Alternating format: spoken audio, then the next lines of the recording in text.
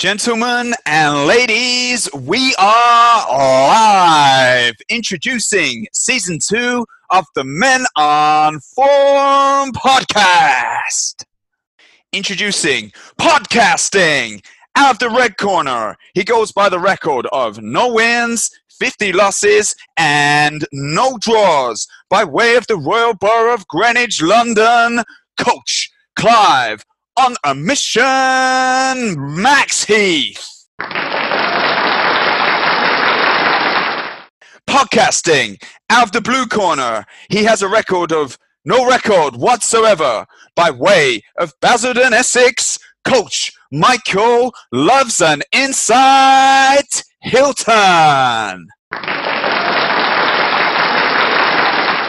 We are back on track. What is the rumour? Holy fucking shit. Men on Form is back. We're here. We're here. We're back. Oh, my word. Finally. It's been some time, mate. What a fucking introduction that was, my friend. Gave you my best shot, mate. That was a good shot. That was a good shot. How are you doing, my friend? I'm all right, brother. How are you? Yeah, I'm good. Good to be back, right? Good to be back. It is very good to be back.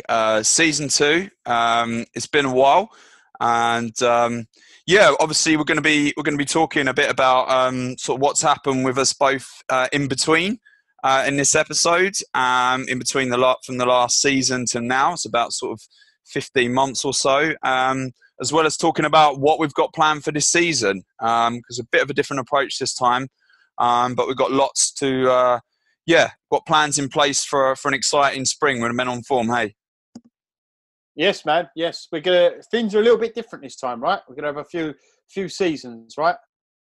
Yeah, for sure. And something that we're both I know me and Michael keen to do is just discuss sort of what's been happening with the Men on Form, because our last episode was December 2018. And since then, we sort of decided we were going to take a bit of a break. Things were going on in our lives at the time, and we'll come on to that. But we did actually look to start getting going with the Men on Form again in the autumn, wasn't it? Back in 2019. Yeah. We actually recorded a couple, didn't we? Recorded a couple back then, and it just wasn't right at the time, right? It just didn't feel like the time was right to move forward with it just at that time, right? Because of where we both currently were at the time. Yeah, it was just like something wasn't flowing.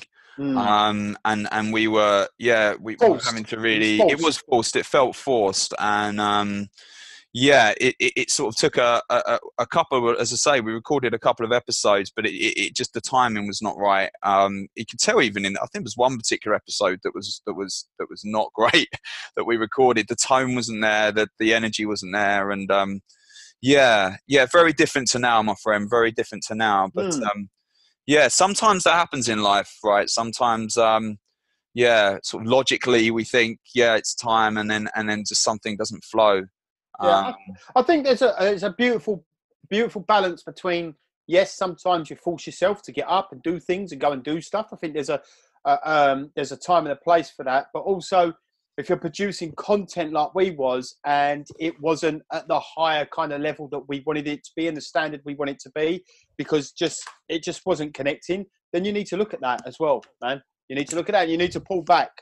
You need to pull back and kind of reevaluate and look at what we need to do to move forward, right? I think so. And it's not it's not the first time that's happened in my life or business. There's been a number of occasions, and I've tried to force and push things in relationships in the past. Yes. We don't need to go too much there right now, but yes, happily married these days. So anyway, cool. So what we're going to do is, just sort of check in on what we've both been up to in the last sort of 15 months. And going to start with you, Michael. I'm going to invite you to sort of, if you were to give this period of your life, the last sort of, January 2019 till, like March 2020 a name, what would you call it? I would probably call it from fragile to relentless. That's what I would call it. That's the first thing that pops in my head. I'd say relentless. That's what I would kind of name it, man.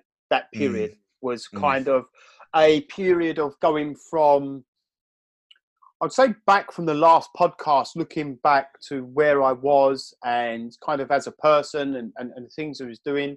Um, Not quite as on point as I'd like to have been, with a lot of habits, rituals, and a lot of things that I wanted to do in my life and the kind of person I wanted to be. And I was probably at a point where I was talking a lot more than doing, where we all fall into that trap at times. And kind of I've just felt, I look back on it, I just kind of felt quite fragile in my mindset, in my foundations, as I was as a man. Even though I'd made some improvements, but I look back on it now and I would say that's kind of where I was. That's what I'd name it. From mm. fragile as fuck to relentless as fuck. That's probably what I'd say. That's how I'd name it, my friend. Nice. And so what sort of what happened in that period? What were some of the sort of poignant moments that sort of were part of that process, or things that really stand out to you? I guess it was just. I think the thing was this cycle. I'll tell you the big thing. Here's the big thing. From that time now to this time here is I had a cycle. I had a cycle of constantly, when things got uncomfortable. So it's something that I learned from a young age, and it's something I've brought into my life. And it was something that every now and again I'd keep repeating, and I couldn't quite get a handle on it. And what it was this cycle of things would go good, and then things would get challenging, things would get hard. I would burn it to the ground, turn and run, and start something new, because I become addicted to that feeling of the excitement of something new and exciting. So Mm, whether that's in relationships, whether that's in business, whether that's in all facets and all areas of my life, is this constant repetitive behavior that kept on showing up, where I would burn things to the ground and run the other way, and then get excited about starting something new. And then this really come from when I run my men's event in 2018.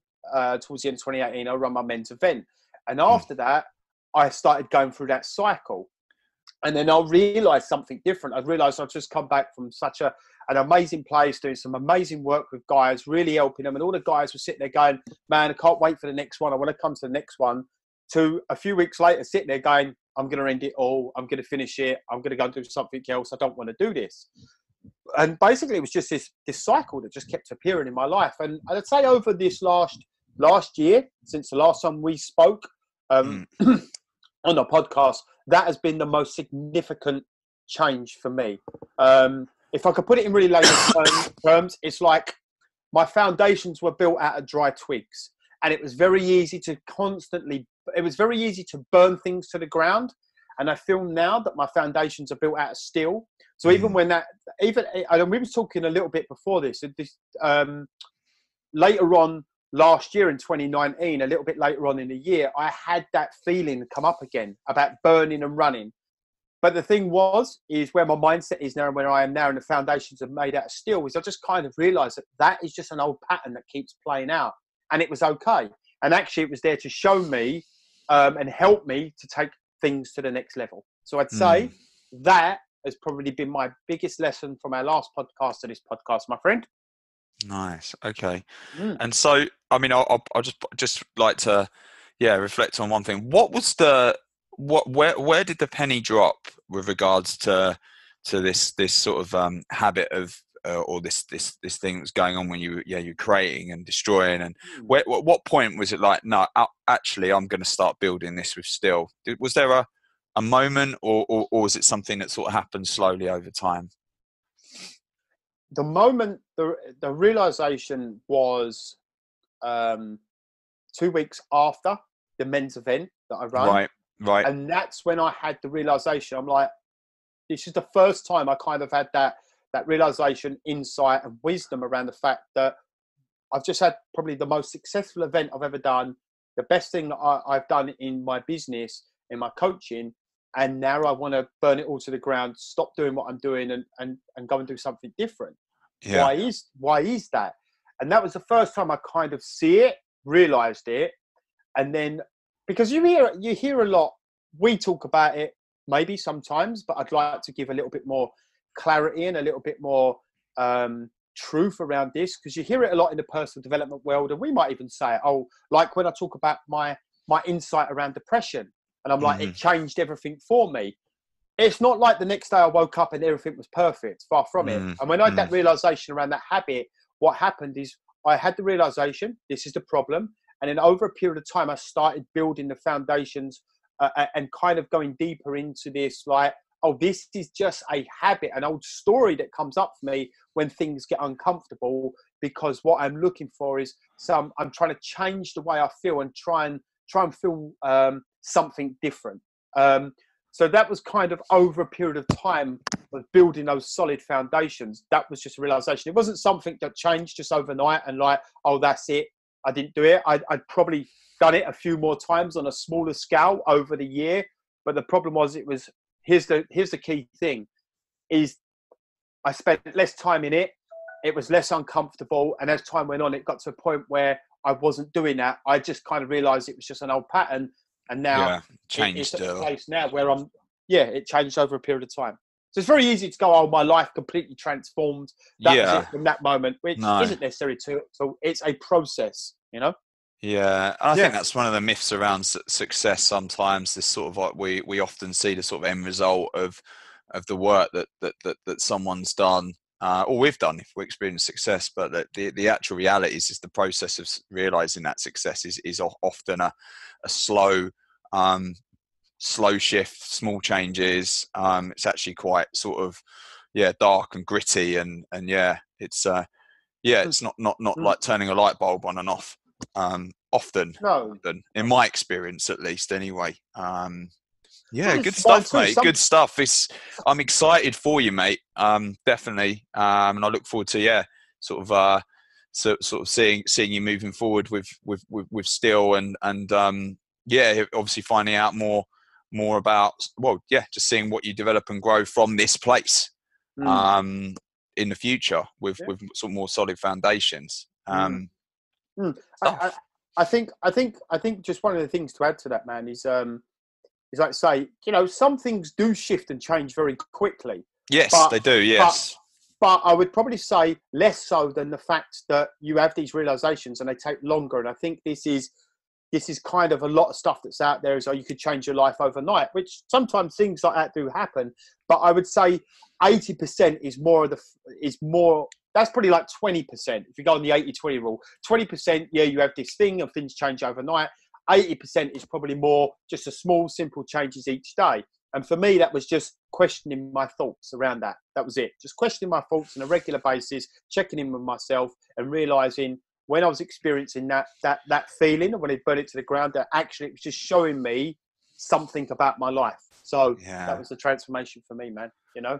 Yeah, something as well, like even though consciously things might change overnight, actually often sort of unconsciously, like the pennies have been growing, and it's just like the pennies suddenly drops consciously, and you realize, oh my God, looking back or whatever, reflecting all that had all those experiences and I didn't even realize it. So we can sometimes, or in my experience, I can blindside myself, and then suddenly the torch sort of gets put on it, and it's like, oh my God, and then things look like they happen quickly overnight, but they've actually been going on on the back burner or somewhere in the dark unconscious for months or even years. So I totally agree, man. I totally agree. Yeah.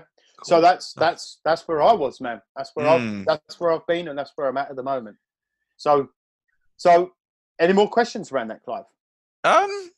No, it all sounds very good. As I say, I'm just excited for you moving forwards, having sort of obviously been by your side, and we've known each other a number of years now. I'm excited, and I've seen you go through a few of those processes where you have sort of burnt things down a little bit and coming up with something new, and it feels very different, mate. Particularly the last sort of 6-7 months, the sort of way you're showing up, very different, and I'll be excited to see how you grow, mate. Me too. Me too. So what's been going on for you since our last podcast, my friend? Oh wow. We don't want to make this all. We don't want to make this all about me. You've got 2 minutes. I've got I've got 2 minutes. And then we go back as to important as you are, Mr. Hilton. me. Yeah. I would call this last sort of 15, 16 months. It's two things. It's been like reactive and evolution. And the evolution's come at the back end of the period, but particularly the transition middle of 2019 to leaving my previous employment, working as an analyst in the public sector, 4 days a week, 1 day self-employed as a coach, to become a stay-at-home dad 4 days a week, leading up to the end of 2019, before expanding into 2020.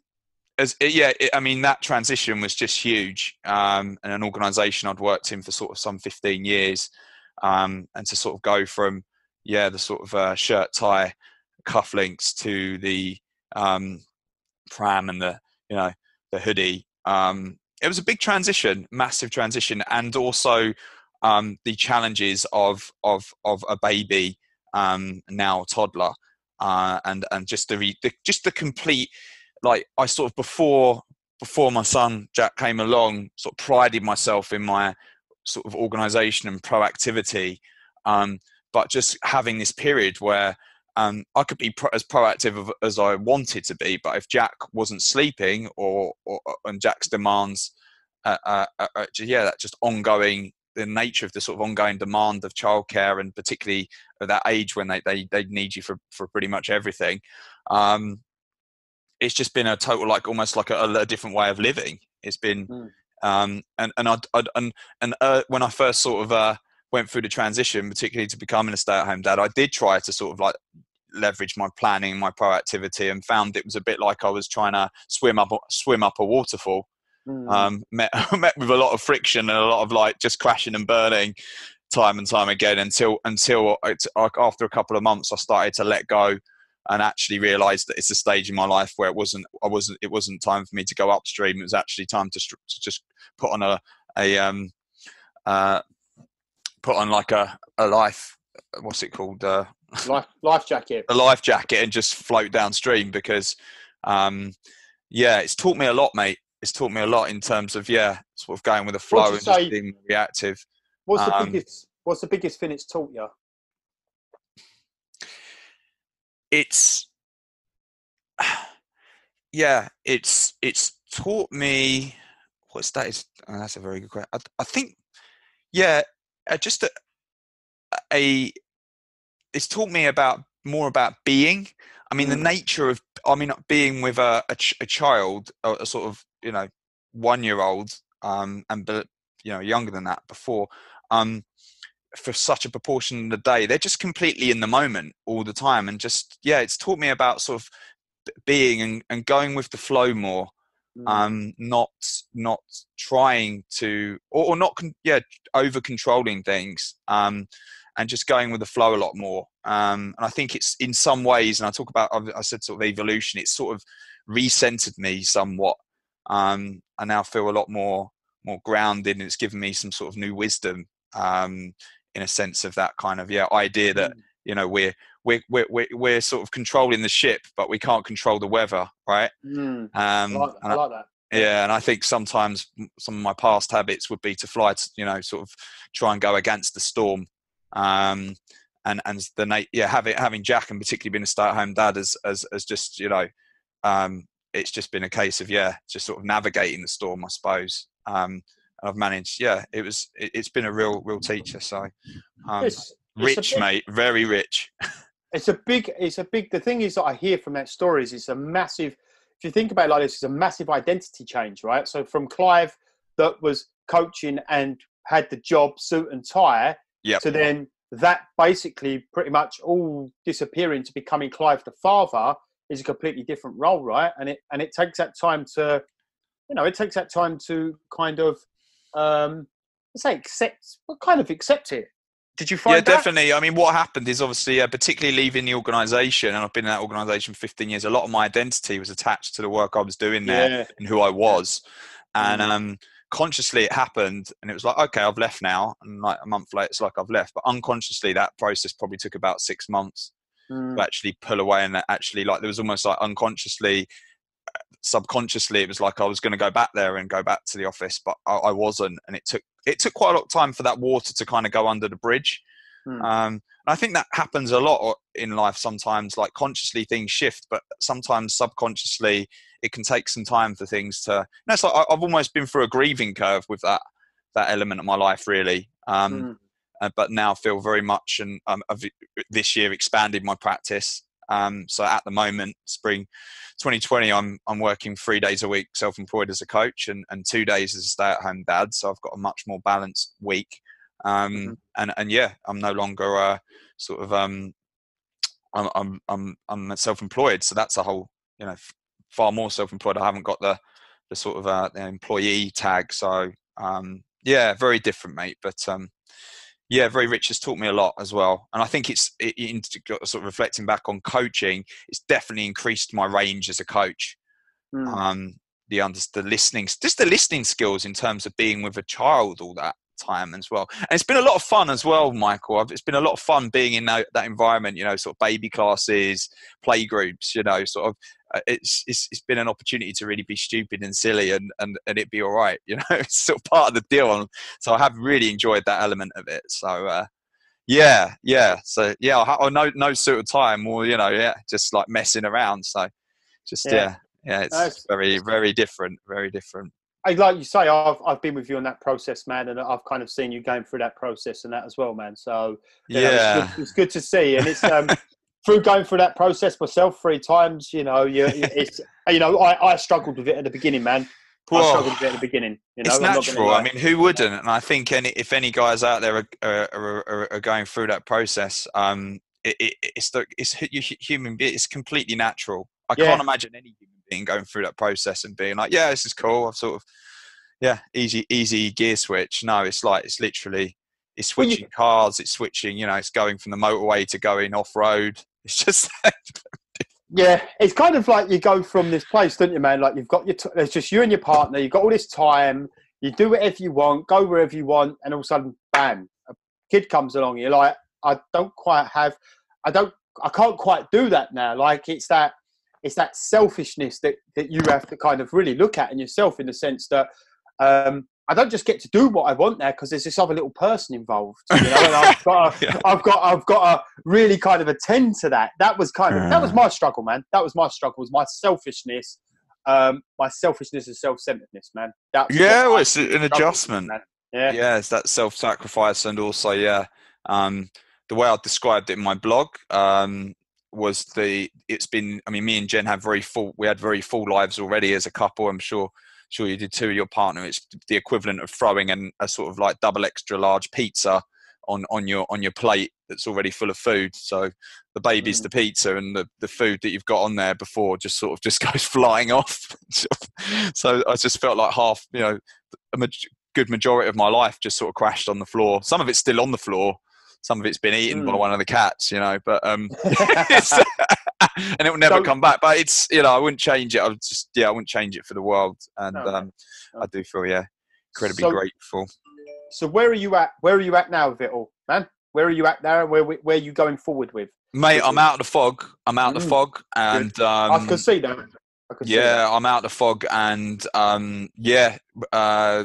just starting to open up again, particularly obviously just more bandwidth for my coaching work, focusing on my one-to-one clients, and on serving them, and sort of growing my practice and doing more of my work, which is something I've been wanting for a long time. So I feel very, very good at the moment, very solid.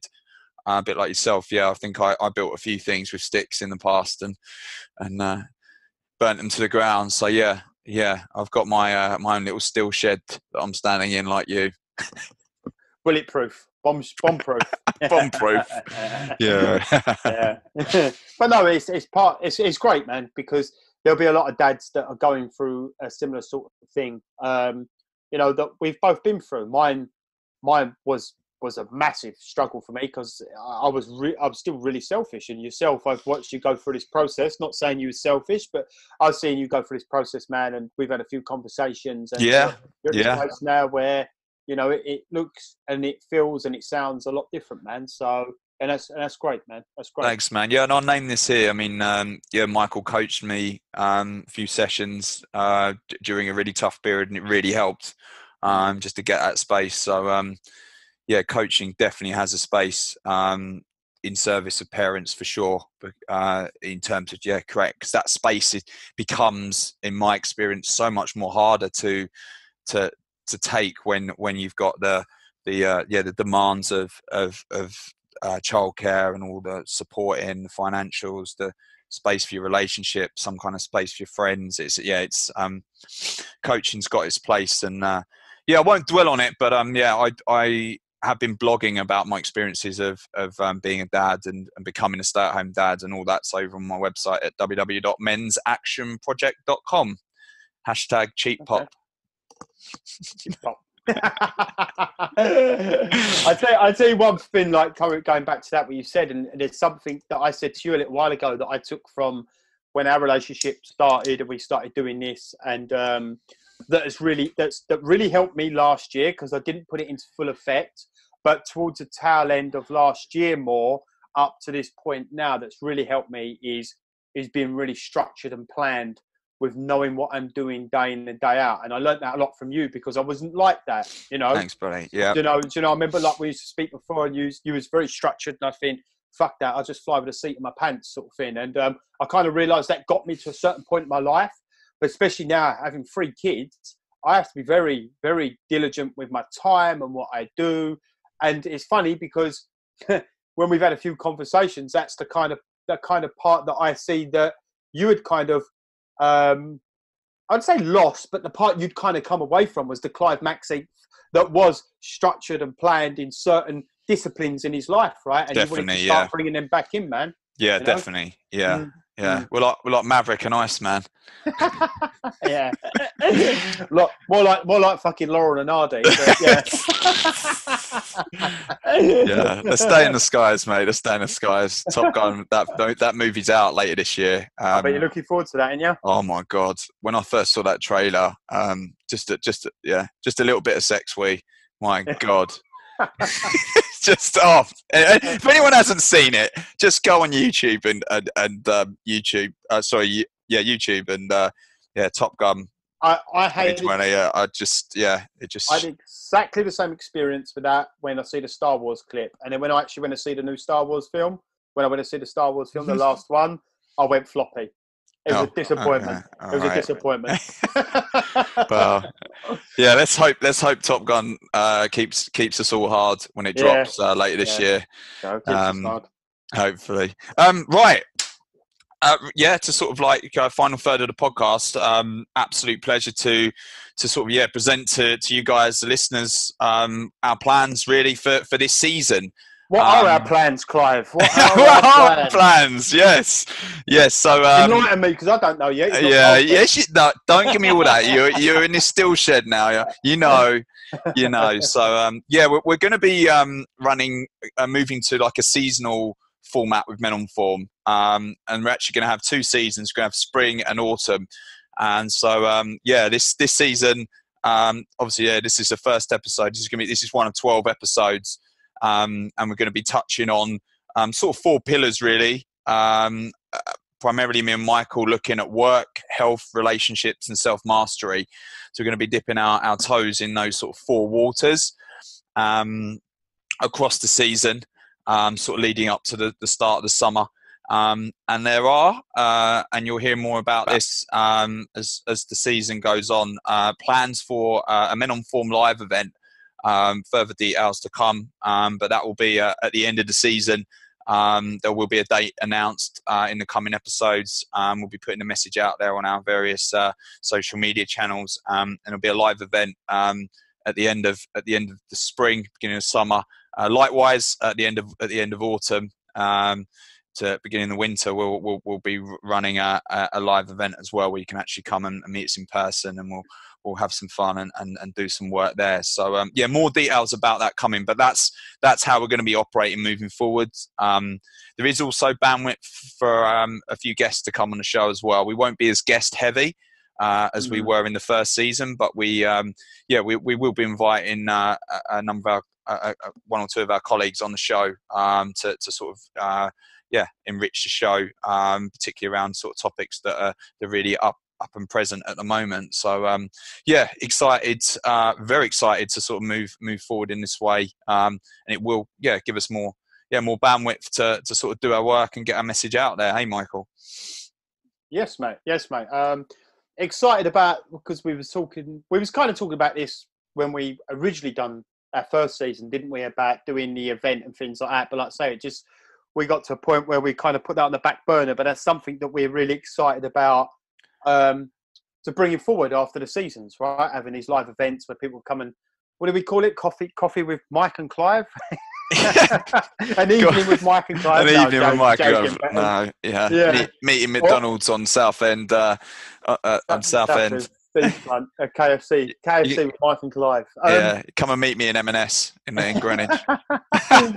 But no, we're excited about that. We're excited about bringing this forward and kind of, the what we're saying about like not the workshops, but the events that we have where guys get to come, we can meet, we can give them some useful tools and resources to go away and kind of, if they dig anything that we're saying and they want to take their lives to the next level, it's going to be a great day, man. Great event. It's going to be a one-day event that we're going to thrash out and get moving with that, man. Yeah. So I mean, details coming on that. Listen, as I say, if you listen to the pods, you'll hear all the information coming online with that. And and what this does as well is give us a sort of like one of the things that we found in the first season, the sort of relentlessness of the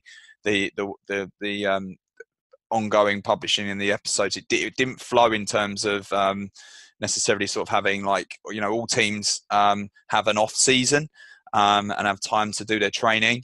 And I guess this is very cheesy, but like, in order to so that we're on form, no one's on form all of the time, right? There's work that needs to be done. So I guess, it's just sort of like working more in line with the energies and sort of doing our homework and sort of I think I expect I know you listeners are in for a bit of a different ride this time, so excited about it. We're excited.